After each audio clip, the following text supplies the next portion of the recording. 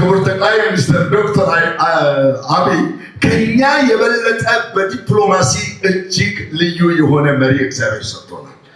እንዋጋ አይደለም የሚሉት በመጀመሪያ በዲፕሎማሲ ነው። አይታችኋል። የሚጀምሩት በፈገግታ ነው። ታዲያ እኛስ እንዴት ነው ለሚለው እኔ በቅርቡ ቀይ ባህር ለውጊያ ሄጃለሁ። መቼ?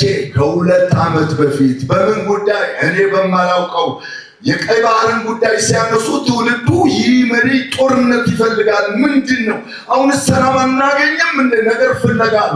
ምን ብትሉ ቀይ ባህር ሄጄ እግዚአብሔር ሂድ ብሎኝ ሼል ሰጠኝ።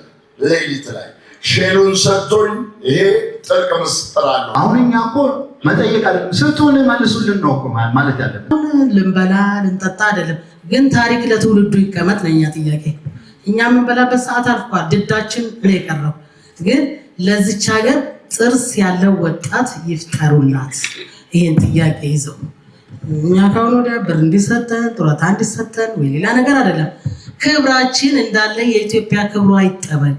አሰብ እና ቀይ ባህራችን ሲወሰድ በወቅቱ መንግስት ያወቀው በኢትዮጵያ የተመረጠ መንግስት ነበር። አይቻልም ሲባል የነበረውን ገድቦ ያለ ብድር ያለ እርዳታ ያለ ድጋፍ እውን ያደረገ ትውልድ የመቻል ማሳያ የመቻል ትርጉም የሆነ ትውልድ ከ30 ዓመት በኋላ ደግሞ ኢትዮጵያን የባህር በር ባለቤት የወደብ ባለቤት ያደርጋታል።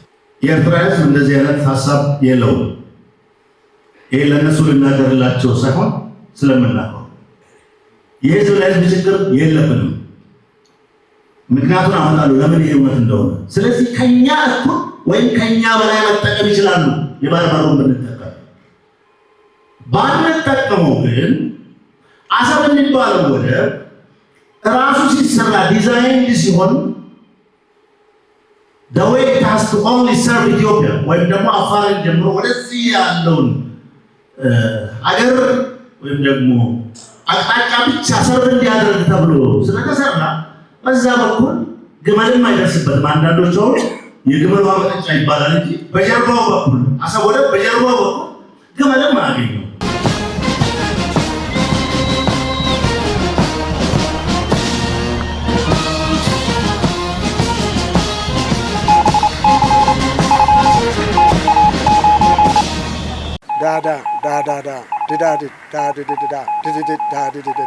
ሞርስ ማለት ይችላል። ይህ ሞርስ ነው የሚያዘጋጀው ወንድም ኢዮብ። ጤና ይስጥልኝ። ይህ በሞርስ ኮሚኒኬሽን ተዘጋጅቶ የሚቀርብላችሁ መርሃ ግብር ሲሆን በምድር ኃይል ፎሌን ሲነፋ፣ በባህር ኃይል ማስተሪንግ፣ በአየር ኃይል ፓሬድ ሲደረግ ወደ እናንተ እንዲደርስ በሞርስ የበላይ ጠባቂ የተሰናዳው የሐሙስ መጋቢት 6 ቀን 2018 ዓ.ም የሞርስ ፕሮግራም እነሆ ጀመረ።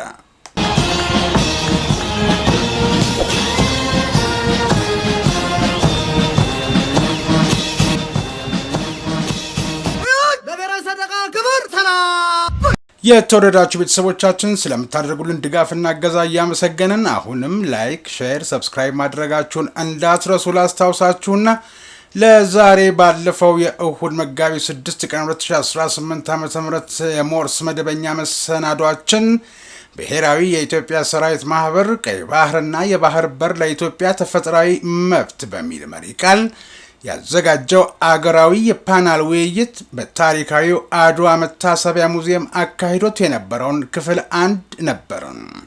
ዛሬ ክፍል 2ን ይዘንላችሁ ቀርበናል። በአድዋ ሙዚየም ታድመው የነበሩ የኢትዮጵያ ሰራዊት አባላትና ጥሪ የተደረገላቸው እንግዶች ከፓናሉ ጽንሰ ሐሳብ ከወቅታዊ አገራዊ ጉዳይ ጋር በማያያዝ በተለይ አሁን የትውልድ ጥያቄ ሆኖ መነሳቱ ጥያቄውም እንደ መንግስት ከኢፌዴሪ ጠቅላይ ሚኒስትር ዶክተር አብይ አህመድ መነሳቱ ትልቅ ግምት የሚሰጠው መሆኑን በመጠቆም በተለይ አገር ጠባቂ ወጥቶ አደር የሆነው ሉዓላዊ ግዛትን ሲጠብቅ በነበረ ጊዜ የነበረውን ሁኔታ በማስታወስ አስፈላጊውን መስዋዕትነት በመክፈል ኢፍትሃዊ በሆነ መንገድ ያጣነውን ተፈጥሯዊ ሀብታችንን ልናስመልስ ይገባል በሚል ሐሳብ ተነስቶ ለነበረው አስተያየቶችና ጥያቄዎች እንዲሁም ምላሽ የሚፈልጉ ጥያቄዎችን ጠይቀው ሐሳባቸውን አንሸራሽረዋል። ከተሳታፊዎች ለተነሱ ወቅታዊ ሀገራዊ ጥያቄዎች ደግሞ ምላሽና ማብራሪያ የሰጡት በመከላከያ ሚኒስቴር የውጭ ግንኙነትና ወታደራዊ ትብብር ዋና ዳይሬክተር ጀነራል ተሾመ ገመቹ ነበሩ።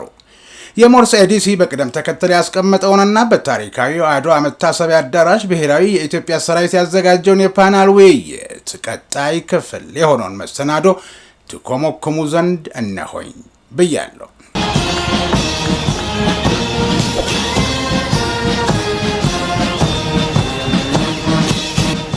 ከጎኔም አንድ ትልቅ ሰው አሉ። አሜሪካዊ ናቸው። ረጅም ጊዜ ኢትዮጵያ ይኖሩ፣ ኢትዮጵያን የሚወዱ፣ ስለ ኢትዮጵያ ታሪክ ከኔ በላይ የሚያውቁ እና ብዙ የተማሩ ከሳቸው ቋንቋ ችግር ሆኖ እንጂ ብዙ ማለት ይችላሉ እሳቸው። ስለዚህ አሁን እኔ እምለው የኢትዮጵያ ታሪክ በሶስት ነው የሚከፈለው። ኤንሸንት ታሪክ አለ፣ ኤንሸንት ሂስትሪ፣ ሚዲቫል ኤንድ ሞደርን ሂስትሪ። ኤንሸንት ሲባል ወንድሜ እንዳለው የነ አክሱማዊት ኪንግደምን የነ ዛጉዌ የነ ንጉስ ይዛኔ እና የነ አጼ ካሌብን ማለት ነው። ከዛ ሜዲቫል ላይ ስንወጣ የነ አምደ ጽዮን አለ፣ የነ ይኩኖ አምላክ አለ፣ የነ ዘርዓ ያዕቆብ ማለት ያለ። ስለዚህ ሞደርን ልንል የምንችለው ደግሞ ከፍጻሜ መንግስት ወይ ከዘመነ መሳፍንት በኋላ ያለው የ1955ቱ የ1855ቱ ከአጼ ቴዎድሮስ ማዕከላዊ መንግስት ምስረታ በኩል ወዲህ ያለው ሞደርን ኢትዮጵያን ሂስትሪ ይባላል ማለት ነው።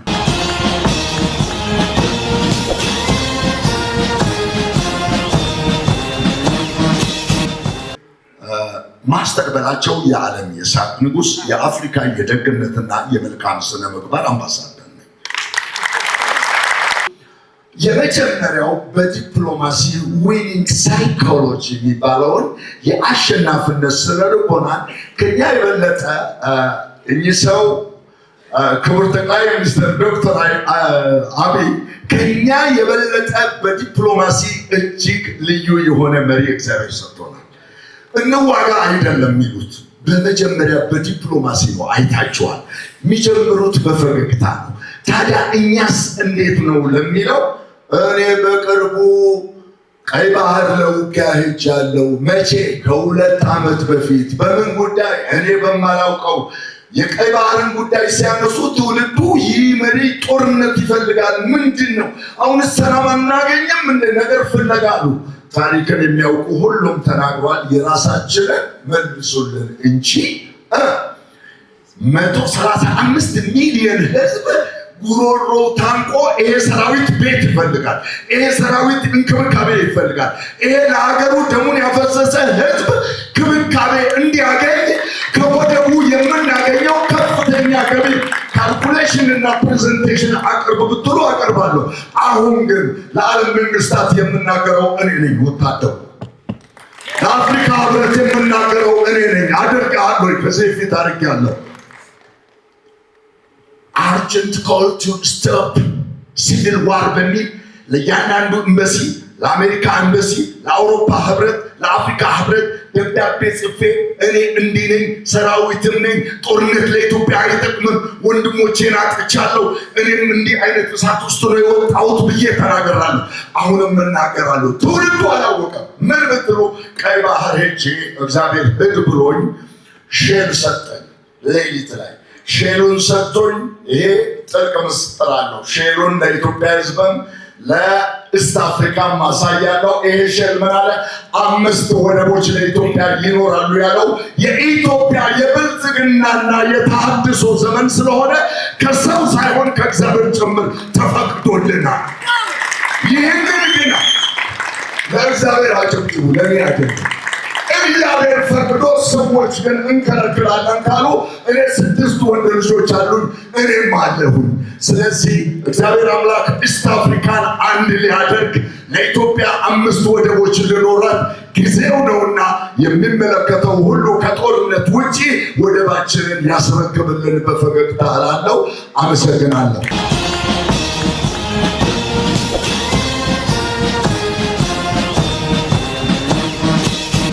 በመጀመሪያ የማታውቁኝ ካላችሁ ልጅ ኤርሚያስ እባላለሁ። በጥንታዊ ኢትዮጵያ ዜጎች አርበኞች ማህበር በታሪክ ክፍል ኃላፊነት በሌሎችም ለ7 ዓመታት አገልግያለሁ። አሁን ደግሞ ሂስቶሪያን ከሆኑት የኢትዮጵያ ታሪክ የሚመራመሩ ጋር አብሬ ታሪክ በመመራመር ላይ ይገኛለሁ።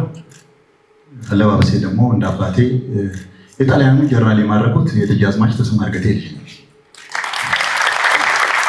አጭር ነው ማድረገው፣ አላንዛዛም። 2 ጥያቄዎች አሉ። ሁለቱም ጥያቄዎች እንደ አርበኛና እንደ አርበኛ ልጅነት ይጠይቃሉ። ይሄ የምጠይቀውን ጥያቄ ለፕሮፌሰር አበባው ፕሮፌሰሮቹ አዲስ አበባ ዩኒቨርሲቲ ትልቁ መኮንን አዳራሽ ተናግሬ እስቲ ወደፊት ይታያል እያሉ ምንም ያደረጉት ነገር የለም። እንዴ ኢትዮጵያ እኮ የተወረረች ዳግም ወረራ የተባለ ጣሊያን ዳግም ወረራ ይባል። ኢትዮጵያ 2 ጊዜ አይደለም የተወረረችው። ኢትዮጵያ በኢጣሊያኖች የተወረረችው 4 ጊዜ ነው። 4 ጊዜ ነው ኢትዮጵያ የተወረረችው። 4 ጊዜም አፈር አበጣ ነው የመለሰቻቸው። እስቲ ለጊዜ ክብር ስጧቸው። አሁን እኛ እኮ መጠየቅ አለ ስጡን መልሱልን ነው እኮ ማለት ያለብን። ስለዚህ ለምንድን ነው መልሱልን የሚባለው ጥያቄ ተመክና ያዘውና እነዚህ ነገሮች እንድታይ እፈልጋለሁ። አመሰግናለሁ።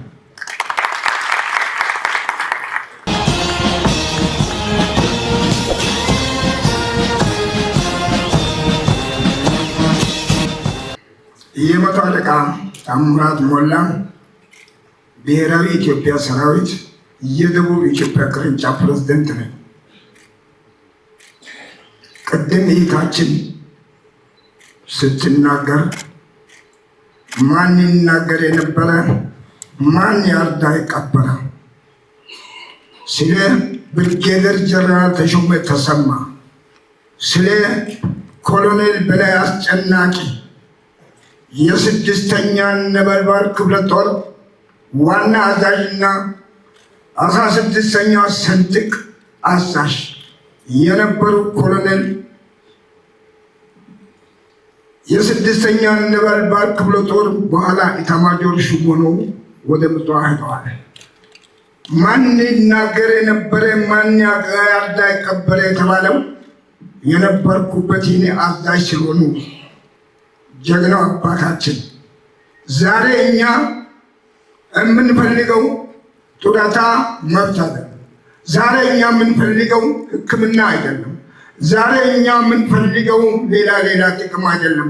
ሌላ ጥቅም የሚፈልጉ ሰዎች ሀገርን የማይፈልጉ ናቸው። በጅብ ቆዳ የተሰሩ ከበሮች ናቸው። እናታችን ኢትዮጵያን ዚያድ ባሬ መንግስት ባለ 5 ኮከብ ዘመቻ ብለው እስከ አፍንጫው የታጠቀውን መሳሪያ ይዘው ወደ ኢትዮጵያ በገባ ጊዜ ከባርዴር፣ ከጎዳይ፣ ከሽራቦ፣ ከገብረ ዳር፣ ከጅጅጋ አሳዳዎቹ የኢትዮጵያ የድል አርማ አረንጓዴ፣ ቢጫ፣ ቀይ ሰንደቅ ዓላማ ተስፋ ልምላሜና ሀብት፣ ሃይማኖት አበባና ፍሬ፣ ፍቅር መስዋዕትነትና ጀግንነት የተላበሰች ጀግና የኢትዮጵያን አርማ በካራማራ ላይ የተከለው ጀግና ሰራዊታችን አለ።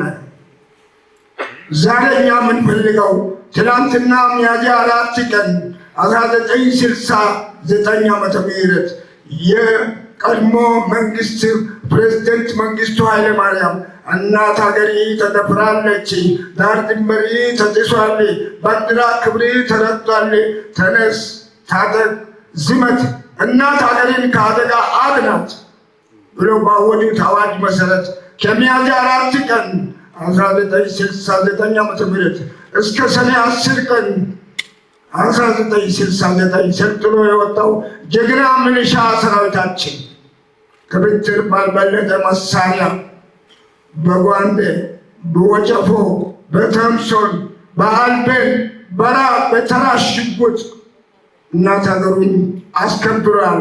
ሲሄድ ብሏል የምነው በሽጉጥ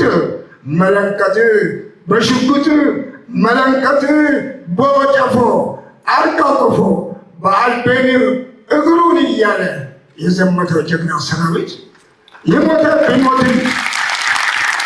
የሞተ ቢሞትም በሕይወት ያለው ሰራዊት ዛሬ አሰብ ወደብ ላይ መቃብር ይሁን ብለዋል። የቀድሞ ሰራዊታችን ዛሬ የታሪክ ቁልፉን አግኝቷል።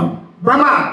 በክቡር ጠቅላይ ሚኒስትር ዶክተር አብይና በብልጽግና ፓርቲያችን ዛሬ እኛ አሰብን ወደብ ቀይ ባህር እኮ አሰብ ወደብ በኢትዮጵያ ጢዮ ወደብ በኢትዮጵያ ቂዮ ደሴት የኢትዮጵያ፣ ዘይላ ደሴት የኢትዮጵያ፣ ዳላር ደሴት የኢትዮጵያ፣ አሰብም የኢትዮጵያ፣ ምጽዋም የኢትዮጵያ፣ መርሳ ቡልቡልም የኢትዮጵያ፣ መርሳ ተክለን የኢትዮጵያ ወደብ መሆናቸውን አውቀን ድንኳን ተክለን እናት ሀገራችን ጠብቀን የመጨረሻ ምናልባት በውስጥ በተደረገው አሻጥር ኢትዮጵያ ወደብ ብታጣ እንጂ የኢትዮጵያን ወደብ ለመመለስ እድሜ የኔ 70 እና 75 ቢሆን ለጦርነት ስታሰብ ለሀገር ለወደብ ለባህር በር ስታሰብ የኔ እድሜ ከ18 እስከ 20 ነው።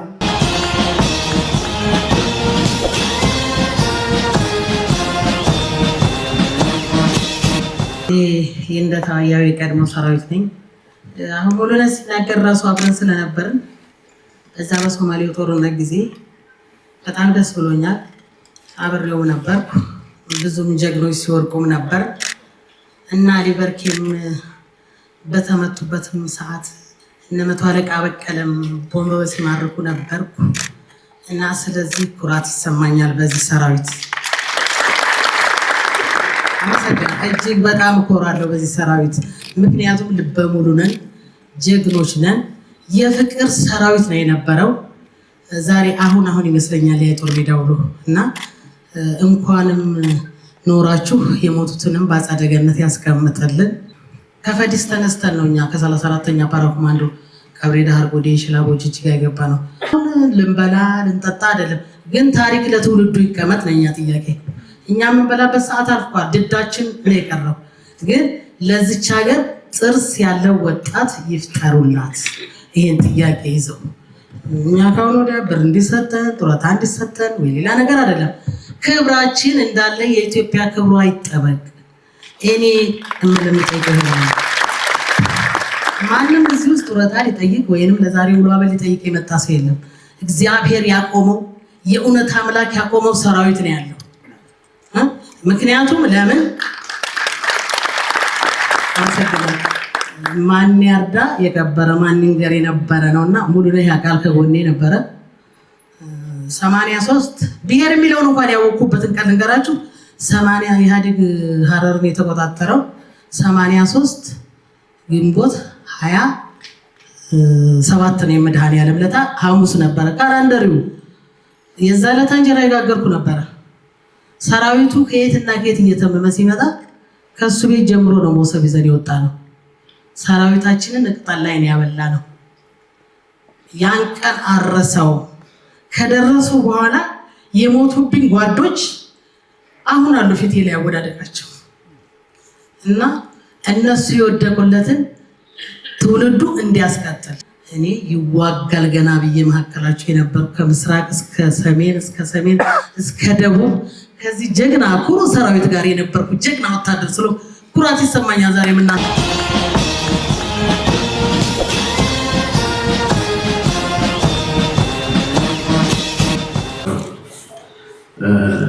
በቅድሚያ ለቀድሞ ብሔራዊ የኢትዮጵያ ሰራዊት ማህበር እና ለቀድሞ ሰራዊት እንኳን ለዚህ ቀን አበቃችሁ፣ እንኳን ተያየን እላለሁ። እኔ የምጀምረው ዛሬም ሆነ ነገ ጀግና የሚወለደው ከጀግና ማህፀን ነው ካሉት ከእናት አርበኛ ታደሰ ከተማ አነጋገር ነው ጀምረው።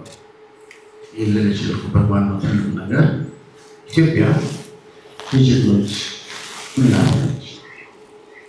በየዘመኑ ጀግና ይወለዳል። አሁን ዶክተር አብይ አህመድ በዘመናቸው ጀግንነትን በጀግንነት የተወለዱ ናቸው። ከ30 ዓመት በኋላ የባህር በር ጥያቄ ስላነሱ ከ1991 በፊት ሙሉ ኢትዮጵያ በነበረችበት ሰዓት ሻዕቢያን ወደ ኢትዮጵያ ተወረደበት ሰዓት አሰብ እና ቀይ ባህራችን ሲወሰድ በወቅቱ መንግስት ያወቀው በኢትዮጵያ የተመረጠ መንግስት ነበር።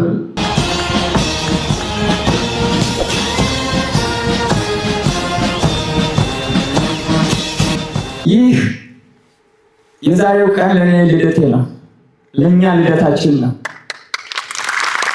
ዳግም ትንሣኤያችን ነው። ትንሣኤያችን ያበሰረልን ከእግዚአብሔር በታች አስቀድሜ ክቡር ጠቅላይ ሚኒስትራችንን እጅግ አድርጌ ያመሰግናለሁ። የኢትዮጵያ ሕዝብም ያመሰግናቸዋል፣ የዓለም ሕዝብም ያደንቃቸዋል። ቀይ ባህር በራችን እንደተባለው ያለምንም ሰነድ በሸር ተወስዶብናል። በ1973 ተቀጥሬ ናቅፋን ያየው ውሃ የቀመሱ አልጀና ድረስ የኢትዮጵያ ወታደር 21ኛ ተራራ ክፍለ ጦር ነው። የ21ኛ ተራራ ክፍለ ጦር አባላት ሆነ በዛሬው ዕለት በእንግድነት እዚህ የመጣችሁ ለዚች ቀን እንኳን አበቃን እግዚአብሔር እያል እውነት ነው። ለትውልዱ ምንድን ነው የምናስተላልፈው? ትውልድ ከኛ ምን ይማራል? ብዙ ይማራል። በተለይ ከ1983 በፊት ያለ ትውልድ ስለ ቀይ ባህር ብዙም አይነገረው። ከ1983 ወዲህ ያለው ሰራዊት ማለት ትውልድ ግን ይህ የሚሰማ ሆነ የሚያይ ከኛ ብዙ መማር አለበት። ቀይ ባህርን የተረከብነው እስከ ቀይ ባህር ሄጄ አጥንተን ከዝቼ ደምን አስይቼ ብዙ ጓዶችን አገለናል። ናቅፋ ላይ አጥቼ የመጣሁት ወታደር ቤታቸው ያለኛ ተራራ ክፍለ ጦር። በዚህ አጋጣሚ ኮሎኔል ውብሸት ማሞን ነፍሱን ይማረውና ጀግናው የ1ኛ ተራራ ክፍለ ጦር መሪ ከርከበ ጣፋ ቤት የቀረው ነው። እጅግ ያሳዝናል። ለትውልድ የምናስተላልፈው ቃል ብቻ ሳይሆን ተግባርም ነውና ይህን ጊዜ ለሰጠን ለእግዚአብሔርና ለጠቅላይ ሚኒስትራችን ክብርና ምስጋና፣ ለኢትዮጵያችን ክብርና ምስጋና። ኢትዮጵያ ለዘላለም በልጆቿ ኮርታ ትኑር። እናመሰግናለን።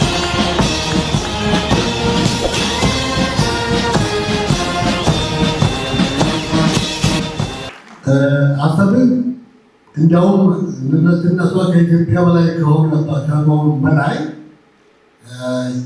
በቀድሞ የኮንትራክት ወይም ደግሞ የወታደራዊ አመራር የነበሩት መንግስቱ ኃይለማርያም የአሰብን ወደብ ለማስፋፋት አሁን ካለችበት 20 ኪሎ ሜትር ደቡብ ሄደው ትልቅ ወደብ እንደሰሩ ምናልባት የነበራችሁ መኮንኖች፣ ጀነራል መኮንኖች እና ሌሎች መኮንኖች ታስታውሳላችሁ ብዬ አስባለሁ።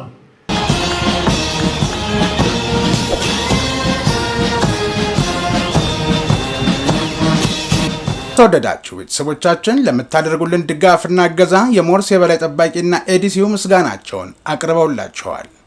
የሐሙስ መጋቢት 8 ቀን 2018 ዓ.ም የሞርስ መሰናዶ እንደቀጠለ ነው። ተከታዩን መልእክት ሰምተን እንመለሳለን። የሐሙስ መጋቢት 8 ቀን 2018 ዓ.ም የሞርስ መሰናዶ እንደቀጠለ ነው።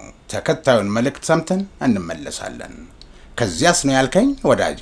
ከዚያማ በመከላከያ ሚኒስቴር የውጭ ግንኙነትና ወታደራዊ ትብብር ዋና ዳይሬክቶሬት ዳይሬክተር ጀነራል ተሾመ ገመቹ እያሉትን እናስከትላለን።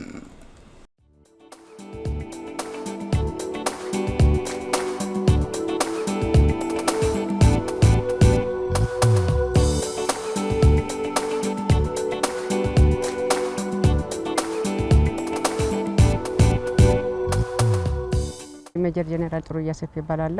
ይሄ አጠቃላይ እንግዲህ ሙዚየሙ ከ1940ዎቹ ጀምሮ በዛን ጊዜ የነበሩ መሪዎች እየታሰበ እየተሰራ ግን ሳይፈጸም የቆየ ሙዚየም ነው። አሁን ከለውጡ በኋላ እንደገና በተወሰነው ኃላፊዎቻችን በወሰኑት መሰረት ይሄ ሙዚየም እንደ አዲስ ሊገነባ ተችሏል። እንግዲህ ዋናው ዓላማው እንግዲህ ሀገራችን ትልቅ ነች። ሀገራችን ትልቅ ታሪክ አለው። በተለይም ደግሞ ወታደራዊ ታሪኩ በጣም ሰፊ ነው። ያ ሰፊ ታሪክ ደግሞ እንዲሁ መቅረት መቻል የለበትም።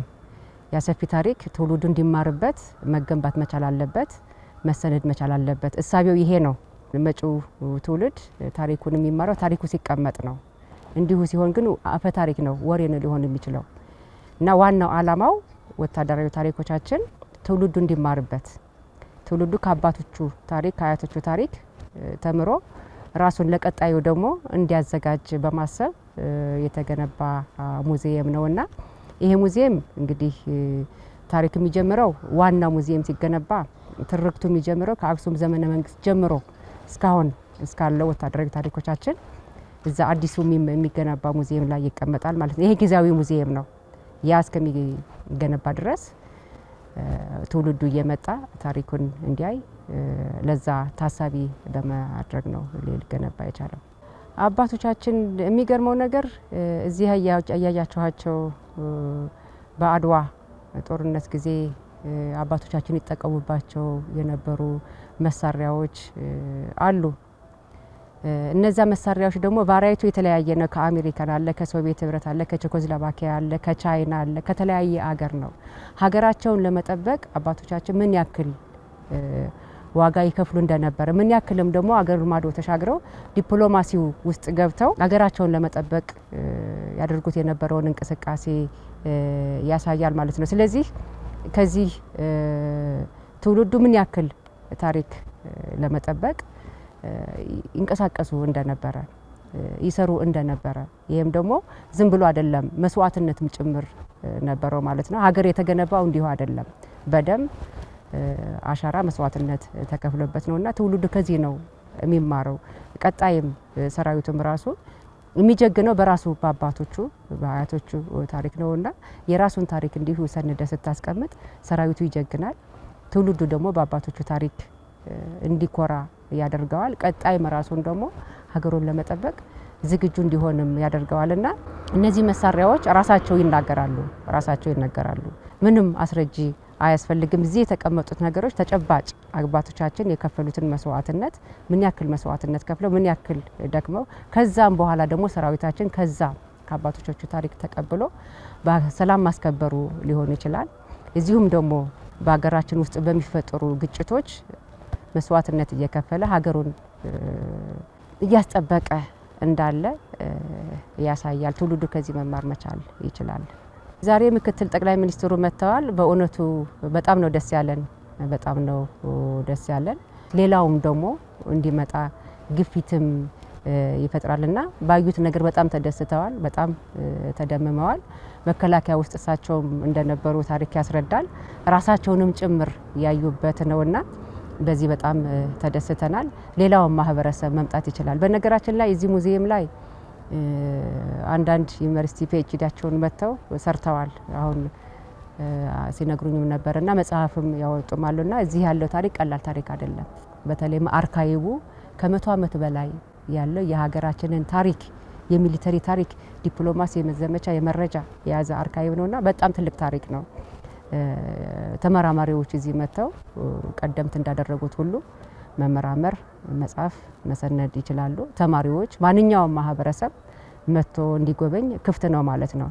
ይህን ሙዚየም ማየት ማለት ሀገር እንዴት እንደተገነባች፣ ሀገር እንዴት ተጠብቃ እንደቆየች ባለው ነገር ላይ ማየት ይቻላልና ትልቅ ሙዚየም ነው። ቀጣይ የሚገነባ ሙዚየም ሲገነባ ደግሞ አጠቃላይ ሂስትሪውን ጨምሮ ያሳያልና ማንኛውም ማህበረሰብ መጥቶ ማየት ይችላል። ክፍት ነው። ምክትል ጠቅላይ ሚኒስትር ስለመጡ ደግሞ በጣም ተደስተናል። ለኛ ትልቅ አቅም ነው። ይበልጥ እንድንሰራ እንድንበረታታ ያደርገናል። ሌላው ማህበረሰብ መጥቶ እንዲጎበኝ እንትን ይላልና ክፍት ነው። መጥቶ ማየት ይቻላል።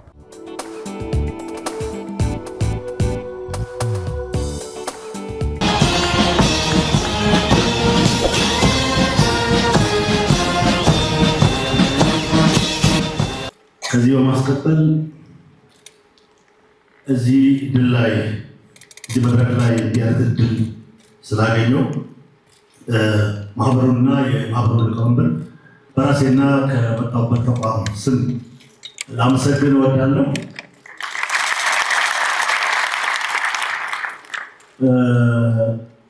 ከዚህ ጋር ያያዤ ቅድም ሲባል እንደነበረው ይሄ ጉዳይ ለተወሰኑ ጊዜያት ተረስቶ ተዘግቶ እንደውም እንደ ወንጀል ይህን ማንሳት እንደ ወንጀል እንደ ጦረኛነት እንደ ነገር ፈላጊ በሚታይበት እና አዲሱ ፓርላማችን አሁን ያለው ፓርላማችን ጭምር ምናልባትም በውስጣቸው እኚህ ጠቅላይ ሚኒስትር ስለምንድን ነው የሚያወሩት በሚባልበት ጊዜ እና ማንም ሴንስ በማይሰጠው ጊዜ ቅድም ሲባል እንደነበረው በፍጹም ቆራጥነት በፍጹም ወኔ ይህንን የኢትዮጵያን ሀቅ ከተቀበረበት ጉድጓድ አውጥተው ይቻላል ብለው በድፍረት ለፓርላማው አቅርቦ ዛሬ የኢትዮጵያ ሕዝብ አጀንዳ ብሎም የዓለም አቀፍ ማህበረሰብ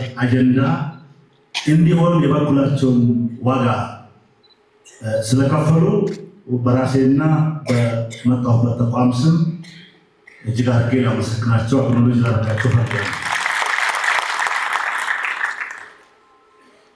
ከዚሁ ጋር ተያይዞ ደግሞ ረጅም ዕድሜ መኖር ሲኖርባቸው ዕድሜን ጠግቦ ማለፍ ሲኖርባቸው ለእንዲህ አይነት እንቁ ጉዳይ ኢትዮጵያን ዳር ድንበር ሉዓላዊነት ጥቅሟን ለማስከበር ዋጋ የከፈሉ ሕይወታቸውን የከፈሉ ወንድሞቻችን አባቶቻችን የተዋደቁትን በዚህ መድረክ አክኖሎጂ ማድረግ ፈልጋለሁ። ይሄ ማህበር ደግሞ የእነሱን ሌጋሲ ለማስቀጠል የበኩሉን እያደረገ ስለሚገኝና ለዛም ማሳያ የሚሆን እንዲህ አይነት ታሪካዊ መድረክ ስላዘጋጀም ይህንን ማህበር ሊቀመንበራቸውንም በጣም ላደንቅና ላመሰግን ፈልጋለሁ። ይሄን ካልኩ በኋላ ካለን ሰዓት አንጻር ጥቂት ነገሮችን ብቻ ብዬ እነዛ ጥቂት ነገሮች ግን በዚህ ማህበር መያዝ ያለባቸው እንደገናም ይሄንን ለሚሰሙ አሁን ኢትዮጵያ እያነሳች ያለችውን የህልውናዋ ጉዳይ የሆነውን የባህር በር ጉዳይ መስማት ለማይፈልጉ እንዲነሳ ለማይወዱ ጠላቶቻችንም ጭምር ምን እየተነሳ እንደሆነና ይሄ ጉዳይ የኢትዮጵያ አጀንዳ እንደሆነ እንዲያውቁ እንዲገነዘቡና ደጋግሞ እንዲያስቡ የሚያደርጉ ሀሳቦችን ማንሳት ፈልጋለሁ። የመጀመሪያው ጉዳይ ባህር በር ምንድን ነው? እንግዲህ ባህር በር ምንድን ነው? ባህር በር ለሁሉም ሀገር ለአንድ ሎክ ለሚባሉት የባህር በር ላላቸው የባህር በር ቅንጦት አይደለም። የባህር በር የህልውና ጥቅም ነው። የህልውና ጥቅም ነው ማለት የሃይማኖት አይደለም፣ የፖለቲካ ፓርቲ አይደለም፣ የጎሳ አይደለም፣ የብሔር አይደለም፣ የቡድን አይደለም፣ የሀገር ነው የሚል ነገር መያዝ አለበት። ይሄንን ለመንጠቅ ትንሽ ነገር ከውጭ እየተቀበሉ ዛሬም ድረስ ሳያፍሩ ተገቢ አይደለም ብለው የሚያነሱትን ጭምር እንዲያፈሩ የሚያደርግ ስለሆነ ይሄን ነገር በፍጹም ቅድም ካልኳቸው ጉዳዮች ነጥለን ማለት አለብን። ሃይማኖት፣ ብሔር፣ ጎሳ፣ ፖለቲካ ሊኖር የሚችለው ሀገር ስትቀጥል ነው። የባህር ጉዳይ የህልውና ጉዳይ ነው ማለት የመኖርና ያለመኖር ጉዳይ ነው ማለት ነው። ኖረን የለም ወይ? እስካሁን እየኖርን እኮ አይደለም፣ ትልቅ ዋጋ እየከፈልን ነው። በኢኮኖሚው ረገድ የኑሮ ውድነት ምናምን የሚባለው እኮ የግለሰቦች የመንግስት የምናምን ጣጣ አይደለም። ታሪካዊ ጠላቶቻችን የጠፈጠፉልን እንዲህ አይነት ዋጋ እንድንከፍል ሆን ተብሎ የተሰራ ቅድም አቅራቢው በዚህ አጋጣሚ ላመሰግን እወዳለሁ። በጣም ጥልቅና አስተማሪ የሆነ እውቀት ነው ያካፈሉንና ታስቦበት የተሰራ ስለሆነ ዋጋ እየከፈለች ነው ኢትዮጵያ። አድጋለች። አሁን 7 ዓመት ላይ የተመዘገቡ እድገቶች አሉ። በዓለም ደረጃ የፖለቲካ ጉዳይ ያልሆነ የፓርቲ ጉዳይ ያልሆነ ሁሉም የሚመሰክረው እድገቶች አሉ። ዓለም እየመሰከረው ነው ማለት ነው። የዓለም ድርጅቶች ይመሰክሩታል። ቅድም ሲነሳ እንደነበረው ዳግም አድዋዎች በኢትዮጵያ እየተመዘገቡ አሉ። ህዳሴ ግድብ፣ የጋዝ ጉዳይ፣ የከተማ ልማት፣ እርሻ፣ እነዚህ ነገሮች እየተመዘገቡ ናቸው። ኢትዮጵያ በእርሻው ረገድ አሁን በምግብ ራስን የመቻል ፉድ ሴኩሪቲ አይነት ስራ ሳይሆን እየሰራች ያለችው ፉድ ሶቨርኒቲ ነው። ፉድ ሶቨርኒቲ ማለት ራስህ አመርተህ ራስህ ተጠቅመህ ራስህ መመገብ መቻል ነው። ፉድ ሴኩሪቲ ገዝተን ኢንሹር ማለት ትችላለህ። እነዚህ የተመዘገቡ ድሎች ከዚህ በላይ መመዝገብ ይችሉ ነበረ። የባህር በር ቢኖረን ኖሮ እጥፍ ማደግ እንችል ነበረ። አቀጭቶናል፣ ወደ ኋላ ጎትቶናል የሚል ነገር ለማንሳት ነውና ስለዚህ ህልውና ነው ሲባል እስትንፋሳችን ስለሚንቀሳቀስ እንዳገር እየቀጠልን ስላለን እሱ ማለት አይደለም። ትንሽ ቆይተን ላንቀጠል እንችላለን የባህር በር ካለ። ይሄንን በማወቅ ነው እንግዲህ የዓለም መንግስታት ሁለት ህግ አወጡ። አንዱ ህግ ላንድ ሎክድ የሆኑ ሀገሮች ምን ማድረግ ይችላሉ? የባህር በር ማግኘት ይችላሉ፣ ህጋዊ መሰረት አለ ብሎ ዓለም ህግ የወጣው ሲፈጠሩ ያለው ውሃ የተፈጠሩ ነገሮች ውሃ እንዲያገኙ ነው፣ የውሃ አክሰስ እንዲያገኙ ነው፣ የባህር በር እንዲኖራቸው ነው። ይሄ ግን ይቀጥላል። የኢትዮጵያ ኬዝ ግን ስፔሻል ኬዝ ነው። እኛ ከውሃ ጋር ነው የተፈጠርነው። እኛ ከውሃ ጋር ነበር፣ ውሃው እኛ ነበረ፣ ወደቡ እኛ ነበረ። ስፔሻል ኬዝ ስለሆነ ደብል መብት አለ ለመጠየቅ። ምንድነው ስፔሻል ኬዝ ማለት? ምንም በማይታወቅበት በስልክ ይለቅ ተነጋግረው ይለቅ በሆኑ ግለሰቦች ያለቀ ጉዳይ ስለነበረ የኢትዮጵያ ህዝብ ኢንቮልቭ ስላልሆነ በዚህ ጉዳይ የዓለም መንግስታት ኢንቮልቭ ስላልሆኑ ክሌም ማድረጋችን እጃጨብጭቦ ነው የዓለም ህዝብ የሚቀበል። ቅድም ስለ ዲፕሎማሲ ይነሳ ነበረ። ላረጋግጥላችሁ የምወደው ይሄ ስፔሻል ኬዝ የሚባል በመኖሩ ምክንያት ዛሬ በቴሌቪዥን መስኮት ወጥቶ ኢትዮጵያ የባህር በር ይገባታል የሚል አንድም ኢንተርናሽናል ኮሚኒቲ የለም። ይሄን ላረጋግጥላችሁ። ይሄ ማለት በዚህ በሁለት በሶስት ዓመት በሰራው ስራ ደግፈውናል የዓለም መንግስት እያልኳቸው ነው። ተቀብለውናል እያልኳቸው ነው። ይገባታል እያሉ ነው እያልኳቸው ነው። ስለዚህ ጥርጥር የለውም በዲፕሎማሲ መንገድ መጨረስ አለብን ብለን ስንልም ከዚህ ጀርባ ይሄ እውነት ስላለ ነው። ከዚህ ጀርባ ይሄ ኃይል ስላለ ነው እና በዛ የማለቅ ጉዳዩ ሰፊ ነው። ለምን ኢትዮጵያ ስፔሻል ኬዝ አላት፣ የተለየ ኬዝ አላት። በቻውቻው ነው ያለቀው ጉዳዩ እንጂ ህጋዊ ማዕቀፍን ተንተርሶ ያለቀ ጉዳይ አይደለም። ሳቦታጅ ነው የነበረው የሚለውን የዓለም ማህበረሰብ ስለሚያው ተቀብለው ነው። እንዴት ወደ ፍጻሜ ይመጣል? ሂደት ይጠይቃል። ስለዚህ ሁለቱን ለይታችሁ አሁን ለምሳሌ ዩጋንዳ ከኬንያ ለመጠቀም እየጠየቀች ነው። ዩጋንዳ ላንድ ሎክድ ናት። የዩጋንዳ ኬስ ሌላ ስትፈጠር ከባህር በር ጋር አልተፈጠረችም፣ ሌላ ኬዝ። እሱም ቢሆን የዓለም አቀፍ የዩኤን ይፈቅዳል። ድሃ የሚል ነገር የሚታይ ነው የሚሆነው። የኢትዮጵያ ኬዝ ግን ነበረን፣ ተዘጋብን፣ ነበረን፣ ተነጠቅን።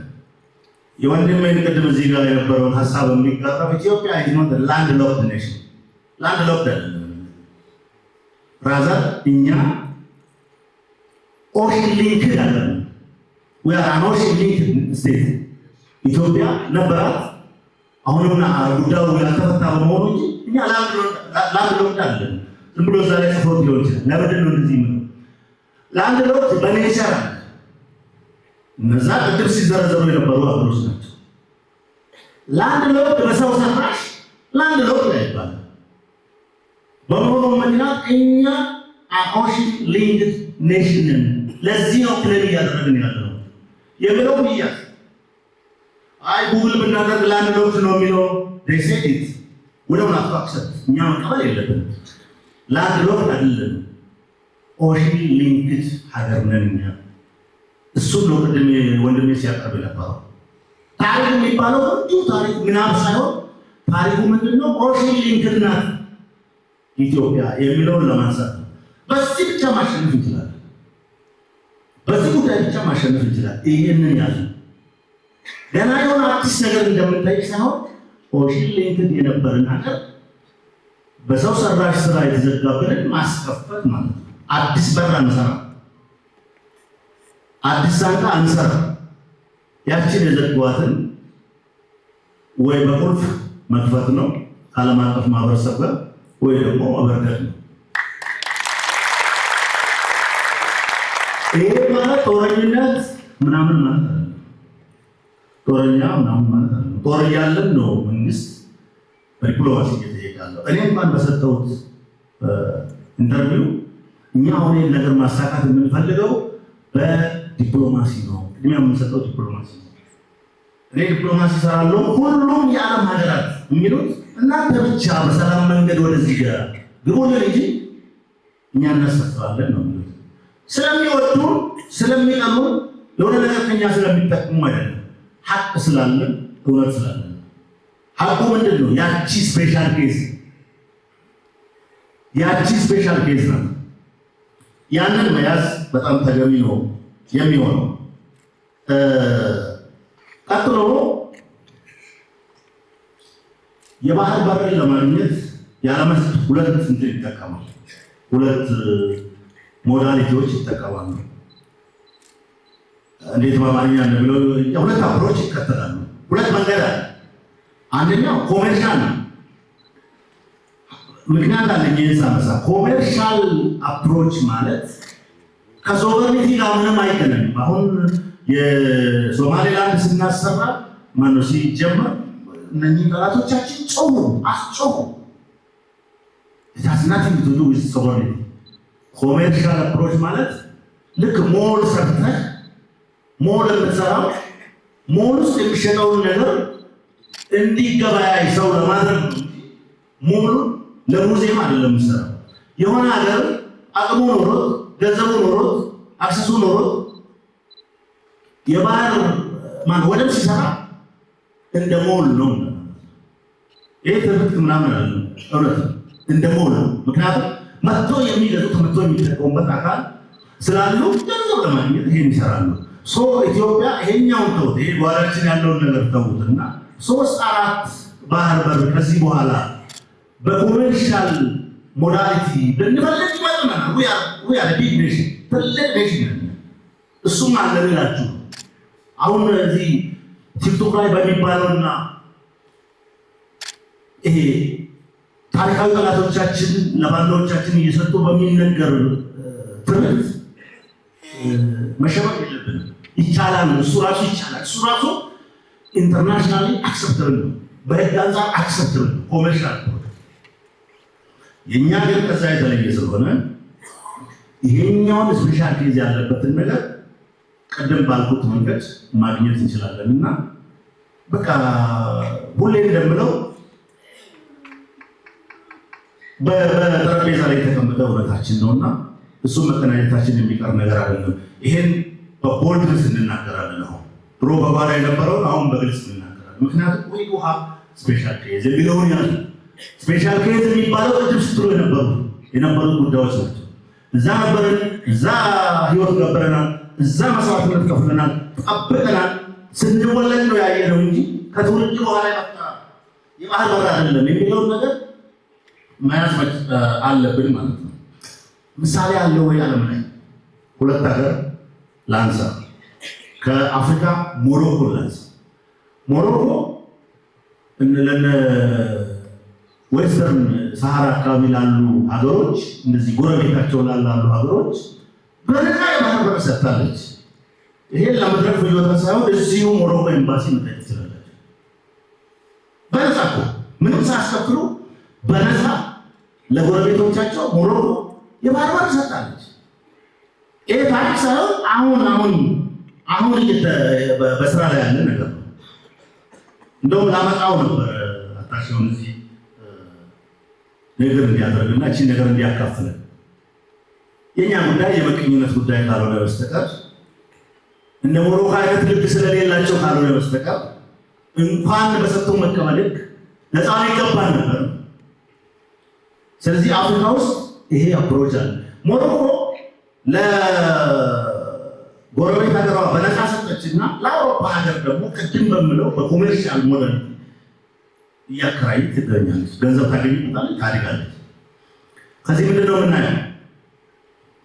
ኢትዮጵያ የባህር በር ቢኖራት በደንብ በድፍረት መናገር ፈልጋለሁ። ይሄንን ከኛ በላይ ወይም ከኛ እኩል መጠቀም የሚችሉት አሁን ባህር በር አይገባችሁም የሚሉት የጎረቤቶቻችን ቡድኖችና ግለሰቦች ናቸው።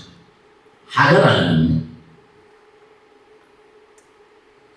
የኤርትራ ሕዝብ እንደዚህ አይነት ሀሳብ የለውም።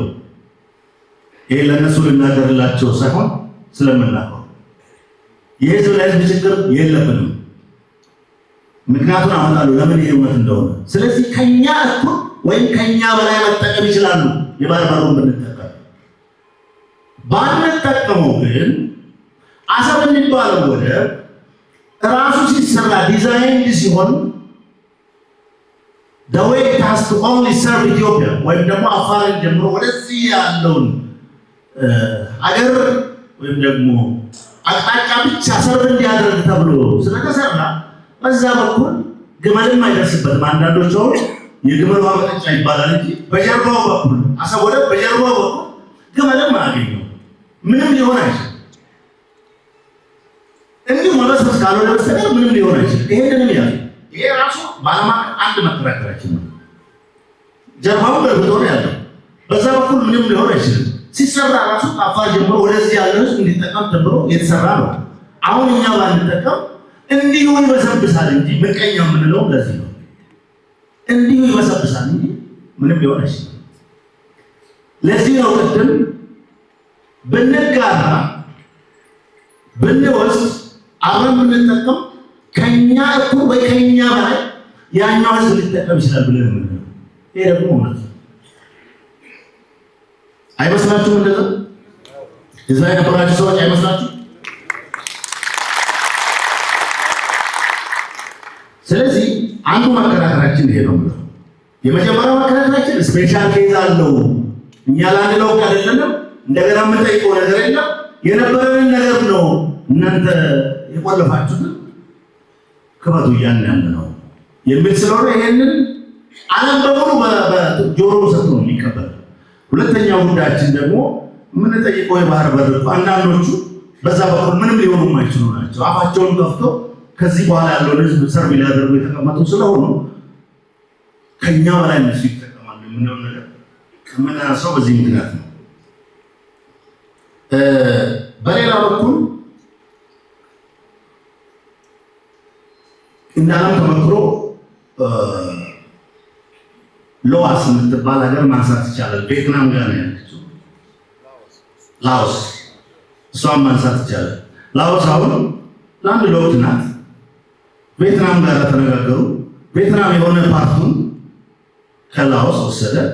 ላኦስ ደግሞ በጣም በሚገርም ሁኔታ የባህር በር በትውስጥ ሳይሆን በኮሜርሻል ሞዳሊቲ ሳይሆን በአባትነት በባለቤትነት እየተጠቀመች ነው የሚገኘው። ስለዚህ ምን ጋር ነው እዚህ አፍሪካ ቀንድ ሲመጣ አዲስ የሚሆነው የሚለውን ነገር ለማንሳት ሁሉም ቅንጅት የግብፅ ጉዳይ፣ ሁሉም ቅንጅት የታሪካዊ ጠላቶቻችን ጉዳይ ነው።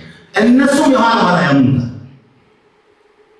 እንጂ ከነዚህ ታሪካዊ ጠላቶቻችን በስተቀር ሁሉም የዓለም ክፍል ኢትዮጵያ የባህር በር እንደሚገባት፣ ስፔሻል ኬዝ እንዳላት፣ ወደዚህ መምጣት እንዳለባት፣ መታገዝ እንዳለባት ያምናሉ። ሲጠይቁም ነበረ። ይሄ መያዝ መቻል አለበት ማለት ነው። ለምንድን ነው ታሪካዊ ጠላቶቻችን የምትሉት? ምን ተፈጠረ ምናምን የምትሉት? ሲጀመር የሄደው በእነሱ ነው። ሲሄድም ውጊያ በመካከላችን እንዲቀሰቀስ የሆነ ሩት ኮርስ ሰጥተው እንድንፋጅ ይሄ ነገር እንዲቀበል እንዲጸነስ ያደረጉት እነሱ ናቸው። አሁንም አገር ቤት በቡድን በፖለቲካ ስም የማይሆን ነገር የማይሆን ትርክት ይዘን የምንፋቸው በምን ጉዳይ ነው? እነሱ በተመሰጡት ጉዳይ ነው። ምክንያቱም እንዲህ ካላደረጉ በስተቀር ኮንቬንሽናሊ በመደበኛ ጦርነት ስለማይመጡ እንዲህ አድርገው ኢትዮጵያን ደካማ ቀና የማትል ክብር የሌላት ቶሎ እንዳታድግ ወደ ኋላ እንድትቀር ሌሎች ግድቦችን እንዳታስብ ለማድረግ ነው የሚሰሩት። የኢትዮጵያ ሕዝብ ግን ጠንካራ ነው። የኢትዮጵያ መንግስት ጠንካራ ነው። እነሱ ስለዚህ ጉዳይ ሲያስቡ አሁን የዘንድሮ የአድዋ በዓል ስናከብር ብዙ አድዋዎችን ማክበር ችለናል። አንዱ አድዋችን ህዳሴ ግድብ ነው። ሌላው አድዋ ቅድም ወንድሜ ሲያነሱት የነበሩት የእንትናችን ጉዳይ ነው፣ የጋዝ ጉዳይ ነው። ሌላው አድዋ የኢትዮጵያ ከተሞች ልማት ነው። ሌላው አድዋ የከተሞች የግብርና ልማታችን ነው። ቅድም ስል እንደነበረው ፉድ ሴኩሪቲ ኢንሹር ለማድረግ ሳይሆን ፉድ ሶቨርኒቲ የምግብ ሉዓላዊነት ለማረጋገጥ እየሰራ ነው። ይሄንን ያለው ስለዚህ ይሄኛው በጣም ቅርብ ነው። አሁን ታዲያ በዚህ ጉዳይ ላይ አንድ መሆን አለበት። ታሪካዊ ጠላት ነው ሲባል አንድ ነው መሆን ያለበት። ምንም ድምር ቅንስ የለውም። ምንም ሌላ ሪሰርች አይሰራም። ታሪካዊ ጠላት አላት ኢትዮጵያ። ምን አይነት ጠላት? የሚያባላ የሚያፋጅ፣ በቡድን የሚያባድን፣ በጎሳ የሚያባድን፣ ኬዝ ሩት ኮዝ የሚሰጥ ኢትዮጵያ እንዳትረጋጋ የሚያደርግ ለዚህ ትልቅ በጀት ትልቅ ሪሰርች መድቦ የሚሰራ ጠላት አላት። የዛ ማሳለጫ መሆን የለበትም ኢትዮጵያ ሕዝብ። የመጨረሻው ነገር ይህ ብሔራዊ ጥቅም የሚባለውን ነገር ሰው እንዲሁ ንግግር ይመስላል። ብሔራዊ ጥቅም የሚባል ነገር ብሮድሊ ወደ ሌብል ከወሰነው በሁለት ነው የሚከፈለው። አንዱ የህልውና ጥቅም የሚባል ነው። ሁለተኛው ደግሞ ከዛ በታች ያሉ ጥቅሞች ናቸው። ግን ጎሳዊ አይደሉም፣ ሃይማኖታዊ አይደሉም፣ ክልላዊ አይደሉም፣ መደባዊ አይደሉም፣ ግለሰባዊ አይደሉም፣ ፓርቲያዊ አይደሉም፣ ሀገራዊ ናቸው። ሁለቱ ሉዓላዊ ጥቅም የሚባለው ሀገራዊ ነው። እንደገና ደግሞ ከዛ በታች ያሉ ብሔራዊ ጥቅሞች ናቸው። በሁሉ ማለት ይህን በግልጽ ማውራት አስፈላጊ ስለሆነ አንድ ማለት ሆን ብዬ እንደደገምኩት አንድ ማለት ከስትራቴጂክ ጠላቶቻችንና እነሱ ስር ውል ከሚሉ ከእፉኝት ልጆች ካልሆነ በስተቀር ኢትዮጵያ የባህር በር አይገባትም ብሎ የሚናገር ዓለም ላይ አሁን የለም። እንዴት ታውቃለህ? በመከላከያኛ ዲፕሎማሲ እንሰራለን፣ በደንብ እንሰራለን። ከውጭ ጉዳይ ጋር በመተሳሰብ እንሰራለን፣ እንናበባለን። የለም የለም ብቻችን ለተጠብቁልን ነው። ስለዚህ ዝም ብሎ አየር ላይ የተበተነ ሀሳብ አይደለም በክቡር ጠቅላይ ሚኒስትራችን ልብ የተቀመጠውና አሁን ከኢትዮጵያዊ አጀንዳነት ወደ ዓለም አቀፍ አጀንዳነት የተሻገረው ጉዳይ ዝም ብሎ በአየር ላይ የተበተነ አይደለምና ይሄን ሀሳብ ሰንቀን ይሄን ሀሳብ ይዘን ዓለም ከኛ ጋር ነው ብለን ይሄ ዓለም እውነቱን ገዝቶታል ብለን እኛ የሀገር ቤት አሳይመንታችንን በደንብ እንጨርስልን። የሀገር ቤት አሳይመንቶቻችን ደግሞ የሚሰጡን በጠላቶቻችን ነው ብለን ይሄ በደንብ ገብቶ ስራ መስራት መቻል አለበት። በሌላ ቋንቋ እንዲገባ አሁን ኢትዮጵያ ውስጥ ያለን ትርክትና ጭቅጭቅ መከራ ምናምን ሁሉ የማንም ጣጣ አይደለም። ዶክመንት መቅረብ እንችላለን። የብሔራዊ ማነው ታሪካዊ ጠላቶቻችን ቅመራ ቀምሮ እንዲያዝ ምን ምንላቸው ማንን ያዝ ምን አጀንዳ እንስጣቸው መቼ ዓመት ምን እንክፈት እንዴት እናደርግ ብሎ ነው የሚሰሩት። ስለዚህ ገና ይሄዳሉ እነሱ ከፈለጉ አሁን እዚህ ሰሜን አካባቢ የሚታይ ምናምን ብቻ አይደለም። ይመጡላል ወደ ጋምቤላ፣ ይመጡላል ወደ ሶማሊያ፣ ወደ ፈለጉት ይመጣሉ። እንዲገባቸው አጀንዳ ይሰጣሉ። ለምን የተበታተነች ኢትዮጵያ ማየት ፈልጋሉ። ደካማ ኢትዮጵያ ማየት ፈልጋሉ። ራሷን ያልቻለች ኢትዮጵያ ማየት ፈልጋሉ። ብዙ ደካማ ሀገር በዚህ አፍሪካ ቀንድ ነው ይፈልጋሉና እቺ እውነት ገብታችሁ ለነገ ልጆቻችሁ እያሰባችሁ አገር የሚለው ነገር ላይ አንድ ቋንቋ ይኖራል። ኢትዮጵያ የሚለው ነገር ላይ አንድ ቋንቋ ይኖራል። በአፍ ኢትዮጵያ ማለት ጥቅም የለውም። ለኢትዮጵያ የሚከፈል ዋጋ ሁሉ እንክፈል፣ እንስማማ። ሁሉም አሁን በየጓዳችን በየብሔሩ በየሃይማኖቱ በየምናምኑ የሚነሳው አጀንዳ ከኢትዮጵያ በታች ከኢትዮጵያ እኩል የሆነ ጉዳይ የብሔራዊ ጥቅሟ ጉዳይ ነው። ከዛም በላይ የህልውና ጥቅም የሚባለው ህልውና ማለት እኮ አሁን እዚህ አዳራሽ ቆይተን ከዚህ አዳራሽ በሰላም ወደ ቤት ሄዶ የመመለስና ወደ ቤት መመለስና አመለስ መካከል ያለ ጉዳይ ማለት ነው ህልውና ማለት እና ህልውና ሲባል እንደዚሁ ሚስሞንሞን ቃልነት እንዳይመስል ኢትስ ክሪቲካል። እንደዛ ከዚህ ባሻገር ብዙ ብለው ነገር የለኝም። እነኚህን ጉዳይ ይዘን የነገውን ደግሞ በልባችን አሳድረን ለዛ የምንሰራውን አሳይመንታችን በግላችን በየቡድን በሀገር ደረጃ በየአካባቢያችን ሰርተን ይሄንን የባህር በር አግኝተን ኢትዮጵያ የምትተኮስበት ጊዜ በጣም ቅርብ ነው። በጣም ቅርብ ነው። እንዴት ታውቃለህ? በጣም ቅርብ ነው። ቅርብ የሚሆነው ግን ሁላችንም የበኩላችንን ድርሻ ከተወጣን ነው። ለተሰጠኝ እድል አመሰግናለሁ። ማህበሩ ደግሞ ይሄንን አዘጋጅቶ እንዲህ አይነት አንድ ቋንቋ የምንናገርበት መድረክ ስለዘጋጀ በድጋሚ ላመሰግን እፈልጋለሁ። አመሰግናለሁ።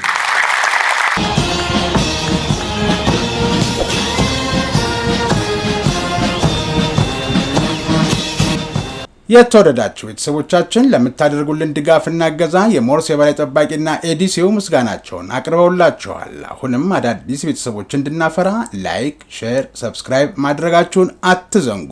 ብሔራዊ የኢትዮጵያ ሰራዊት ማህበር ያዘጋጀው የፓናል ውይይት በክፍል 1 እና በክፍል 2 የተከታተልነውን ይመስል ነበር። በዚህ ብቻ ግን መቆም እንደሌለበት በቀጣይ በየዘርፉ ሊሰሩ የሚገቡና የታላቁን ህዳሴ ግድብ ገድቦ መቻሉን ያረጋገጠ ትውልድ አሁንም በዘመኑ የሚጀምረውና ጀምሮም የሚያጠናቅቀው ሌላ አድዋ ከፊቱ ስለመኖሩ የማንቃትና ግንዛቤ ማስጨበጥ ስራ ማከናወን ግድ ስለመሆኑ ሞርስ ያምናል። ይህ የሚሆነው በመረጃ በማስረጃ በታሪክና በህግ እንጂ በደመ ነፍስ ጉልበትን መጠቀም ቀዳሚ እንዲሆንም አይመከርም። የጠረጴዛ ውይይት አልገባ ካለ ሰጥቶ መቀበል፣ አብሮ ማደግ፣ አብሮ መጠቀም የመሆኑ ውል የጠፋው እንዲህ ማድረጉ ሳያንስ በዓለም ፊት ጥያቄው መነሳቱ አስቆጥቶት ለምን በማለት የማተራመስ ፍላጎት፣ የማጋጨት ምኞት ያለውን ኃይል ቀለብ ሰፍራለሁ ባይ አሰናካይ ሆኖ በተገኘ ጊዜ ይደርሳል የተባለውን ሁለተኛውን ካርድ መምዘዝ ይቻል ይሆናል እንጂ ሰላምንና ንግግርን የመሰለ አትራፊ ጉዳይ መተው የሚጠበቅ አይሆንም። መጽሐፉ ጊዜ ለኩሉ ሲል የኢፌዴሪ የጦር ኃይሎች ጠቅላይ አዛዥና የኢፌዴሪ መንግስት ጠቅላይ ሚኒስትር አብይ አህመድ ደግሞ ዛሬ ዓለም ይስማ፣ ኢትዮጵያ የባህር በር ያስፈልጋታል፣ ይህንንም ዓለም ይስማ፣ የተፈጥሮ ህግና ዑደት ነውና ኢትዮጵያንና የባህር በርን መለያየት አይቻልም አሉ። እርግጥ ነው ኢትዮጵያን ያለ ባህር በር ኢፍትሐዊ በሆነ መንገድ ከተፈጥሮ መለያየት አይቻልም። ይህ ይቻለኛል ባይ ተፈጥሮ ስርዓቷ ተቀይሮ ፀሐይ በምዕራብ ወጥታ በምስራቅ ትጠልቃለች እንዲሉ አይነት ይሆናል ብሎ የሚመኝ ከተፈጥሮ ህግ እየተጣላ ብቻ ነው። የራስ ዳሸንን ተራራ ከተፈጥሮ አጣልቶ በሐሳብ ነቅሎ የዚህ አካባቢ ነው እንዲሉ አይነት የቅዠት ፕሮጀክትን መሳይ ቀላል አይሆንምና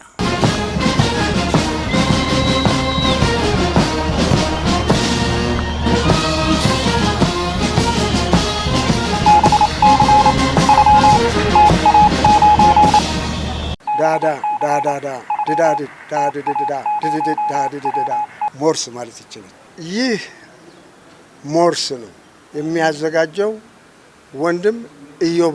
የተወደዳችሁ ቤተሰቦቻችን እስከዛሬ ያደረጋችሁልን ድጋፍ እና እገዛ የሞርስ የበላይ ጠባቂና ኤዲሲው ምስጋናቸውን አብዝተው አቅርበውላቸዋል።